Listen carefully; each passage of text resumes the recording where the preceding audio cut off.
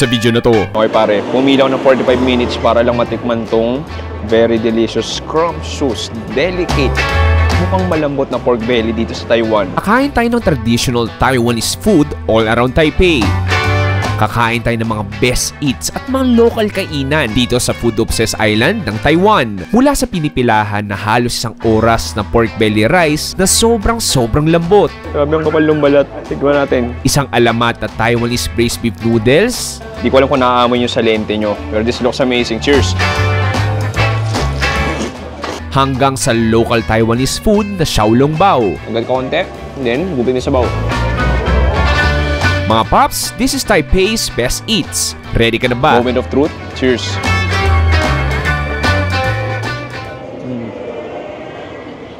Tura!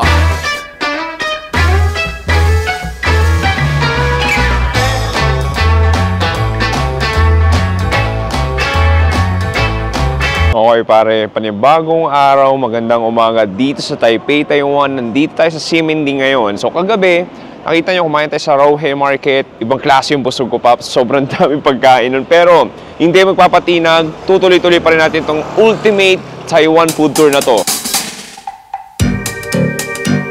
So for first stop, breakfast syempre. Nandito ako sa hotel ko, dito sa Ximending. Merong sikat na daddy na nagbibenta na tinatawag ng scallion pancake. Malita food stall lang to at nakikita ko na medyo may pila na halika, kumain na tayo.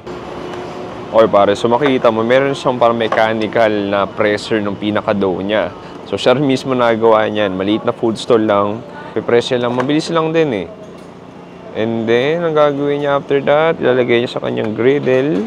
So dito, napansin ko, may mga kasama na siyang scallions.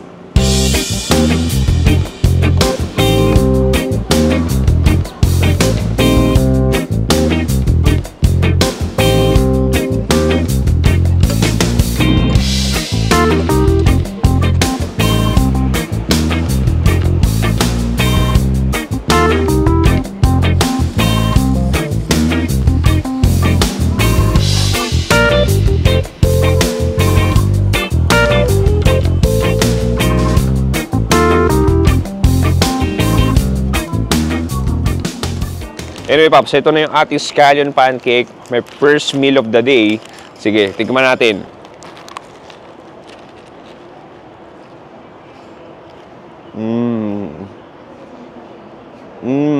Texture-wise, actually, parang hindi siya pancake. Parang siyang parata. Flaky, crispy. There's a little bit of chewiness. Definitely super oily niya. And then I had the bite of that creamy egg. And this sauce, nagugulan ako. Kala ko matamis hindi, pero parang toyo siya. Isa manggagat tayo, this time yung may egg.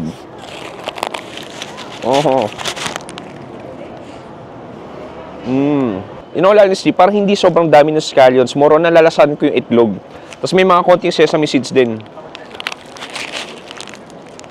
So actually, pwede ka magpa-add-ons. Magpalagay ka ng cheese, magpalagay ka ng bacon, magpalagay ka ng spicy powder. So sa akin, pinili ko na yung classic. Gusto lang matikman yung pinaka-original nila. Anyway, Pops, malamig. Nagsisimula pa rin yung araw dito sa Taipei. Maghanap tayo next food trip.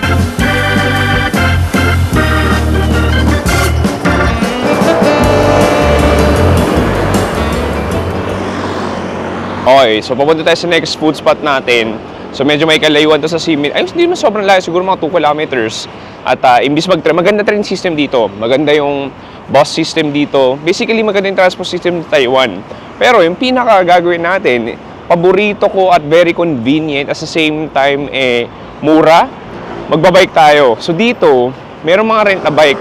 Sobrang daming bike station sa kada lugar dito sa Taipei na hindi ka ma-hassle paano ibabalik yung bike mo. Ito yung tinatawag na U-bike. Basta may EC card ka yung ginagamit sa pang-transpo, pwede mong gamitin to pero kailangan mo yung register. Sobrang basic lang gawin ito. So gawin mo, pindutin mo lang to, kunin mo yung EC card mo, i-tap mo lang, then ready to use na. Pwede mo na gamitin. Na-try ko. Kung yung mga nakapanood ng Taiwan series natin dati ng 2023, ito rin yung ginamit ko noon, gantong-ganto. At ready na ako kumain ng Loro Fan dito sa Taipei. Alam mo, Pops, one of the best feelings talaga mag-bike dito sa Taiwan. Para ka na sa loob ng Meteor Garden. Iba talaga yung paramdam. Ngayon, ang lamig. Ang sarap mag-bike. May mga konting hangin ng lamig na dumadapo sa'yo. At yeah, so excited na ako kumain. Yung pupuntahan natin, so binibenta nila is yung braised pork belly on rice na tawag nila Luru Fun. Parang unofficial national dish ng Taipei o Taiwan. Anyway, Pops, see you there. Excited na kumain nun.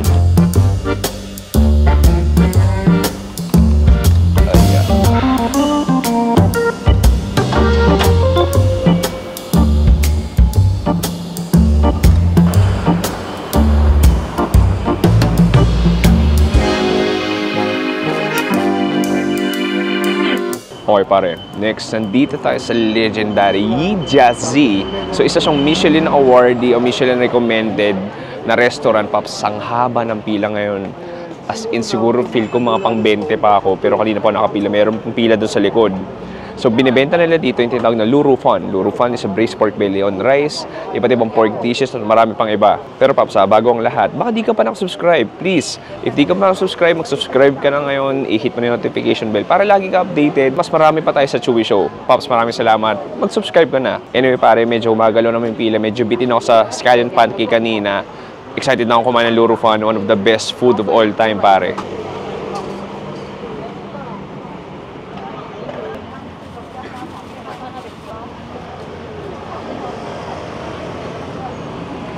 Makikita mo, ito yung pinaka-Luru Fun nila. This is like the assembling section. So mga luto na yung karne. So may Luru Fun, may braised egg, tapos yung guabaw nandito rin. So ito yung pinaka-menu nila pare. Siguro medyo mahaba-haba pinila ko. Marami na akong orderin. Grabe pa, isipin mo 3 lang sila nagpapatakbo nito. I mean 4 pala, 4 na babae lang sila nagpapatakbo nito. Maliit na pwesto lang, pero grabe yung pila. So imagine mo, kailangan mo talaga ng pasensya. Pero, nako, naamoy ko palang feel ko sulit kung kakainin natin.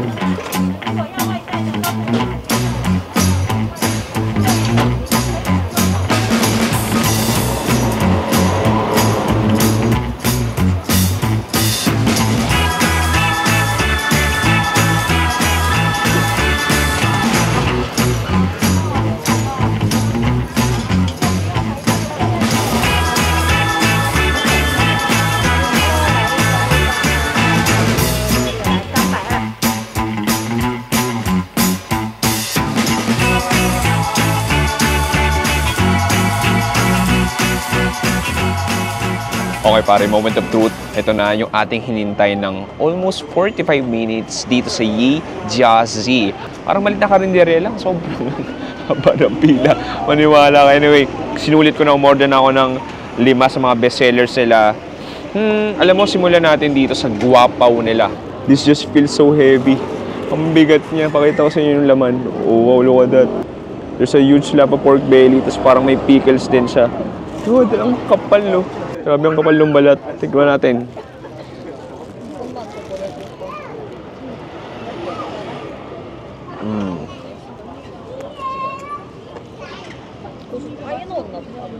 Wow. That's ridiculously flavorful. Oh, that's a flavor bomb sa bibig ko. Grabe, sobrang lambot ng karne. Sobrang fatty, as in, tenderized na siya. Parang na lang siya natutunaw sa bibig ko. And then yung parang pickled na gulay natin. And then yung braised meat na soy sauce na matamis. Yung texture ng taba dito. Isa ko pang nalalasahan. Sobrang evident nung parang peanut powder nila. Parang sugar peanut powder, parang ganun. Ang sarap. Tapos Pops, kasi yung pinakaban nila. Ang kinis, ang lambot, ang fluffy. Isa pa nung may balat. Minsan pag kumakain ka ng taba ng baboy, nakakaumay ito, hindi. Nakakatulong din yung coriander. Kung tayo sa mga main dishes natin, meron tayo dito milk fish ball soup. So may nakita kong youtiao na nilagay, yung fried donut nila, fish ball. Okay, yun na yun. Fish ball, tapos yung youtiao. Tikim mo natin sabaw. Oh, wow. Oh, that's very strong. In-expect ko maalat siya, pero hindi. Just a clean fish stock na sobrang malasa. May kalasa sa Pilipinas, nakalimutan ko lang kung ano. Tikim tayo ng may youtiao, tapos yung fish ball. Cheers!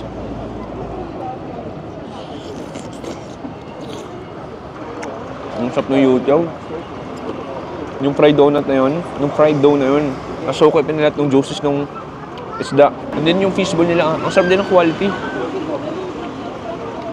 Kala mo talaga, mga giniling na isda, tas binilog.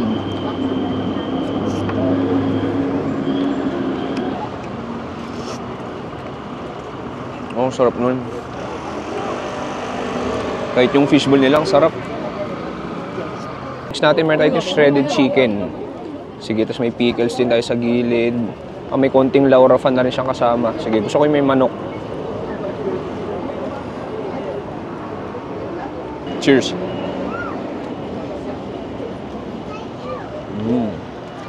Simple lang. Mula sa ako yung pickles, ang sarap.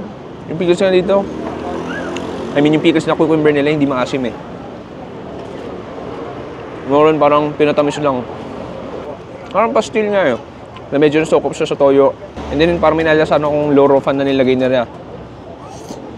Okay, Pops. Ito na. Yung pinila ko talaga dito.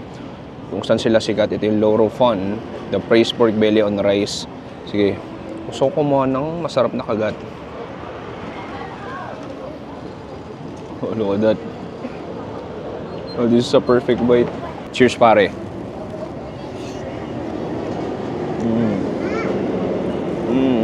Parang butter na.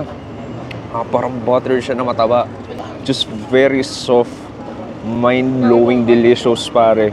I mean, lasa niya, parang siya may star anise na matamis na toyo. Pero pinaka-highlight doon, yung lasa mismo ng taba. Natutunaw na sa bibig mo.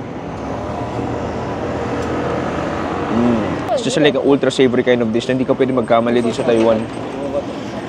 Kahit pakainin mo ako araw-araw nito, hindi ako magsasawa kasi baka ma-high blood ako. Alam mo maganda rin sa kanya, yung texture niya parang sinadya talaga yung small cubes ng mga taba. Mas madali siya madurog, para siyang mga popping boba sa bibig mo na individually sumasabog. This is heaven. Okay pare, let's go to the main event. Ito yung Kung Ru Fan. So basically, Loro Fan lang din siya na may dagdag sili. Tapos ito yung sinasabi ko. Meron siyang slab ng pork belly. Oh, grabe ang lambot. Look at that. Sobrang lambot. Grabe pare, sobrang lambot. Look at that. Okay pare, pumilaw ng 45 minutes para lang matikman tong very delicious, scrumptious, delicate, mukhang malambot na pork belly dito sa Taiwan. Moment of truth. Cheers.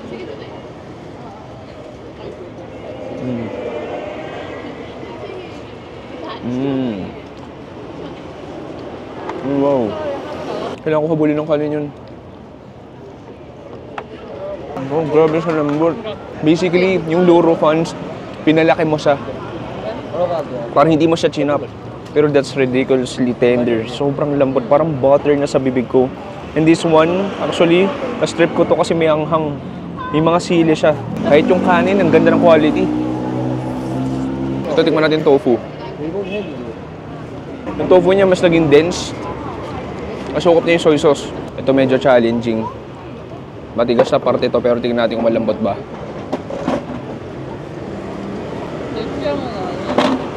Malambot pa rin. It's like a game changer. Nakakain ako ng maraming Loro Fan, pero ibang klase to. Nagigits ko na ba siya pinipilahan. Durog na yung pinaka pork belly natin. Alam mo kung tutusin, hindi ako mahilig sa taba eh. Medyo naumay nga ako pag taba eh. Pero itong Loro Fan na to, okay lang. Mo ng diet. Enjoy mo na tong moment na to. Habang tumatagal, mas dumadami yung tao. Sarap pare. Sobrang sarap. This might be the best invention ng Taiwan o kahit ng isang human being sa buong mundo.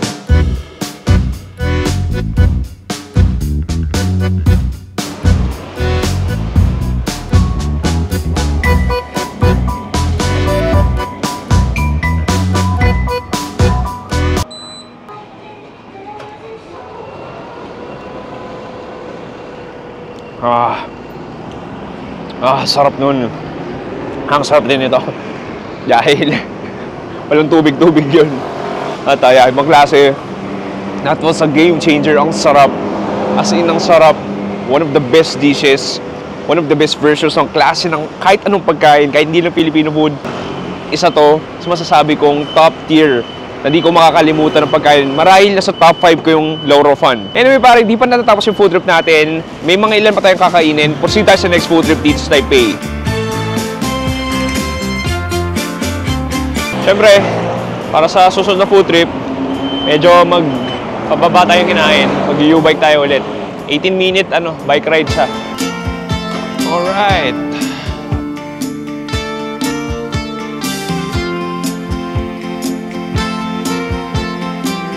Okay pare, next food trip natin after ko mag-bike, medyo nagutom na naman ako. So meron tayo ditong legendary Yongkang Beef Noodles Pops, maniwala ka. Since 1963 pa to. So ngayon medyo mahaba na yung pila at mga lokal, paborito to. Alam ko Michelin recommended din ata tong kainan to if I'm not mistaken. Actually, to be honest, naamoy ko na yung fumes, yung braised beef nila. Nandito lang yung pinaka lalagyan na ng kaldo, yung pinaka soup nila. Anyway pare, pumili na tayo, umorder na tayo. Tara!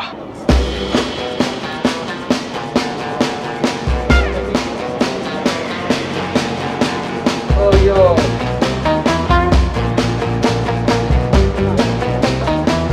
Okay pare, so nilagyan yung sabaw. Ngayon na noodles goes in. Ibang klase action dito.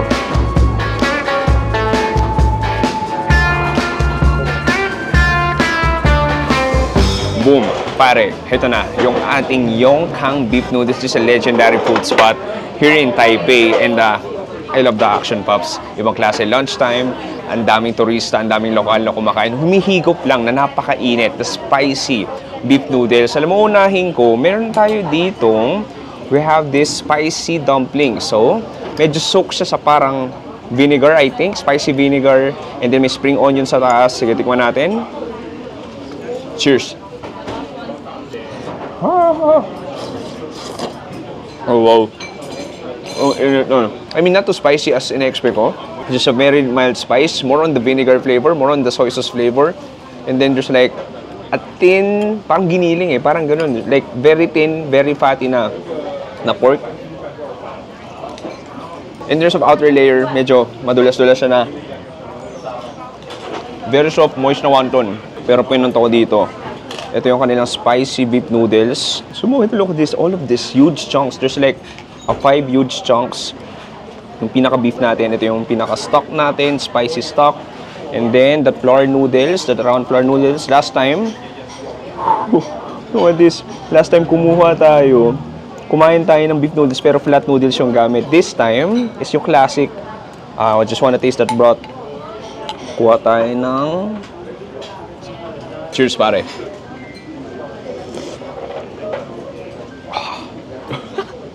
Ang init. Nice, ang sarap. Oh, just the pure beef stock. I mean, parang halatang ilang oras pinakulan yung buto-buto doon sa pinakasabaw na yun. Mild spicy, a little bit of soy sauce, maybe star anise. Panalo. Lalo ngayon medyo malamig-lamig yung panahon. Sige, tikim tayo na noodles natin. Look at this, pare. Sige, tikman natin. Di ko alam kung naaamoy nyo sa lente nyo. Pero this looks amazing. Cheers!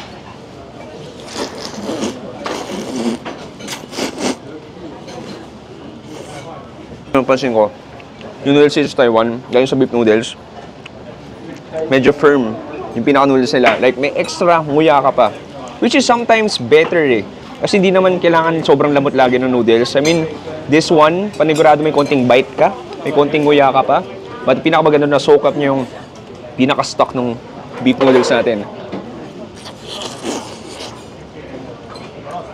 Dito tayo sa karne. Meron tong 5 malalaking karne. Look at that. Cheers, pare. Oh, wow. Oh, just a very soft, delicate kind of beef. Oh, nice. Hindi lang siya karne. Parang sa gitna niya, there's a small texture nung taba. Oh, sarap. Nice, grabe. Ibang klase ng lambot.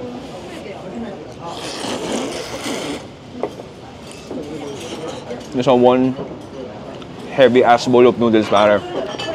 Actually, kung para sa Pilipino, yung serving nito, pang 2 tao na.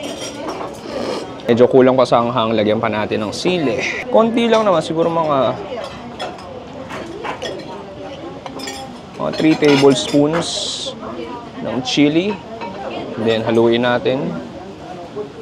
And then, kuha tayong gawin ko this time. Sabayan natin yung noodles natin ng karne.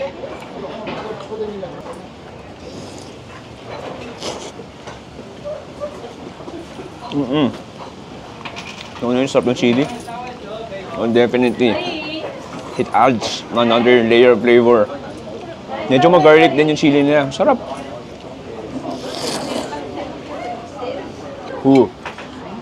Ngayon, balot na balot yung bibig ko ng chili. Ang sarap.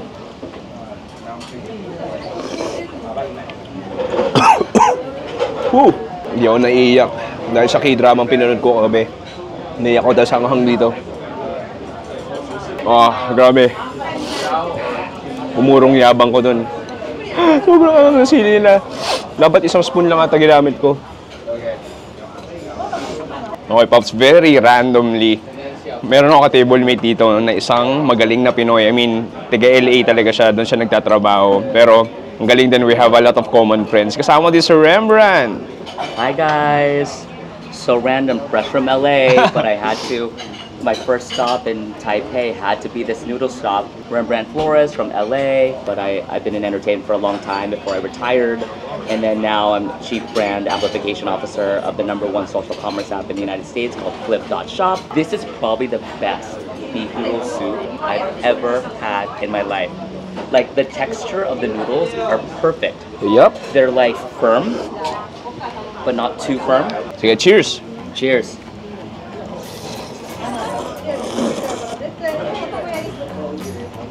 Sarap talaga. Sarap. Sarap. Nice meeting you. Nice meeting you. She's coming. Freak out, she's picked up extra cup for you.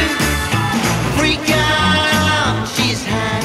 Okay pare, nandito sa last destination natin. Nandito tayo sa How Kung Tao Chin Yuan. Pare, since 1973. So dito, hindi lang Din Tai Fung nag-offer ng xiaolongbao. Marami ding mga ibang restaurants na nag-offer noon dahil sa Taiwan talaga siya nagsimula. At isa tong, nakalimutan yung pangalan ng haba. Anyway, so makita mo dito, ito yung pinaka mga baskets natin ng xiaolongbao. Tapos marami mga luto ulam, may fried chicken din. Anyway, sa taas yung Anyway, pare, sa taas yung pinaka-location niya. Kain tayo. So dito, nagkataon nakita ko, dito yung ginagawa yung xiaolongbao. So, yung wrapper niya, lalagyan ng pinaka-giniling. And then, i-steam na yan.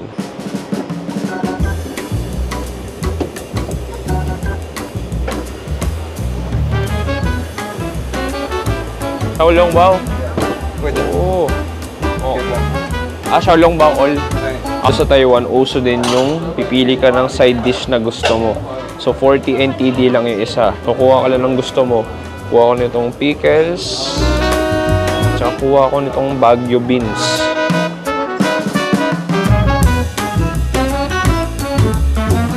Okay pare, last food natin. Narito na yung ating iba't ibang pagkain dito sa, wait lang, napakahaba talaga ng pangalan niya, How Kung Tao Chin Yuan na restaurant pare. Ang haba nun. Anyway, meron tayo ditong pickled cucumber.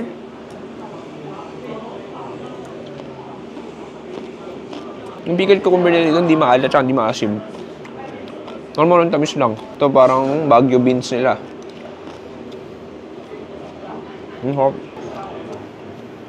Umorder lang ng pork chop pero punta tayo sa ating xiaolongbao. Lagay tayo ng sauce para sa xiaolongbao natin. Kuha na tayo isa. Okay. So ganito pagkain xiaolongbao. Magat ka ng konti.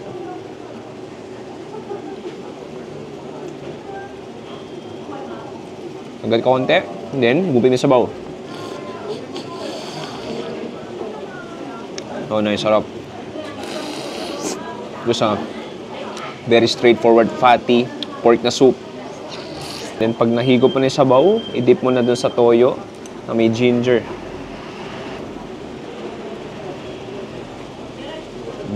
Pinakatoyo nila dito, nasang kikoman. But definitely, itong ginger na nagbibigay ng extra aroma, extra flavor.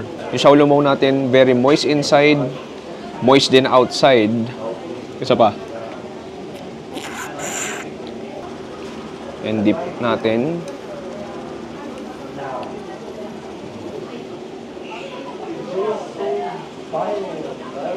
Kain tayo ng pork chop natin. Loaded. Kapal.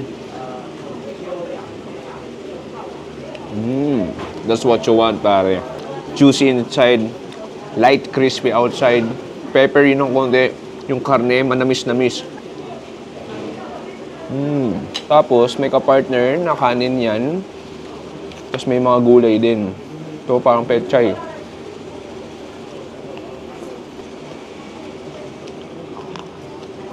Kuha ko ng pork chop natin. Tapos kuha tayo ng ito repolyo. Tapos kagat tayo ng pork chop. Cheers!